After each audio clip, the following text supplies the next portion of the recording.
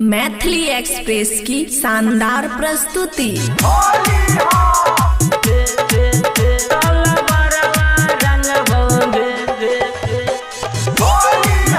खुशी recording studio बलुआ।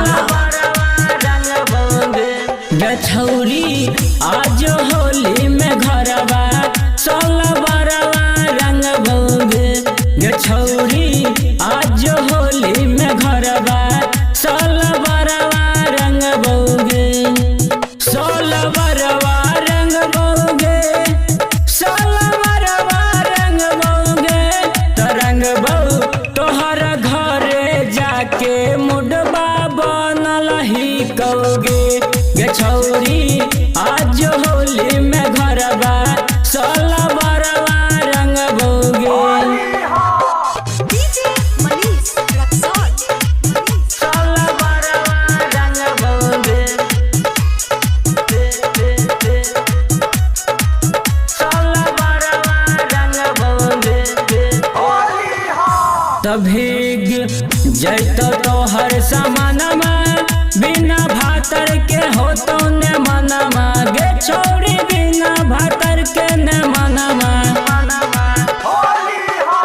तो रंग डाल के करे बादा छोड़बो एको जगहिया नया धा। गे छोड़ी एको जगहिया नया धा।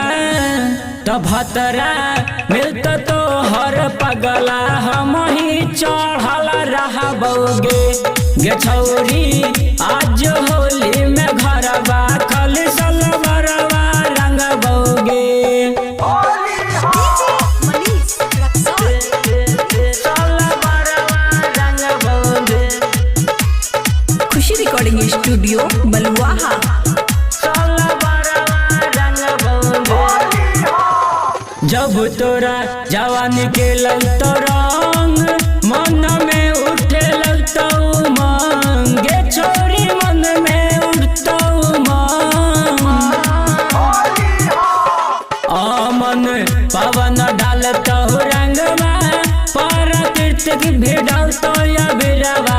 गे छोरी राहुल भिड़ौतो या बिरवा। तो श्यामलाल रंग तो दोनों गाल सब दिन खिलल रहमेंगे। गछौरी आज होली में घरवा खाली सोलह बरवा रंग भोगे। सोलह बरवा रंग भोगे, खाली सोलह बरवा रंग भोगे। तो रंग बहु तोहर घरे जाके मुडबा बनल ही कौगे। गछौरी आज होली में घरवा खाली सोलह बरवा रंग भोगे। खुशी रिकॉर्डिंग स्टूडियो बलुआ।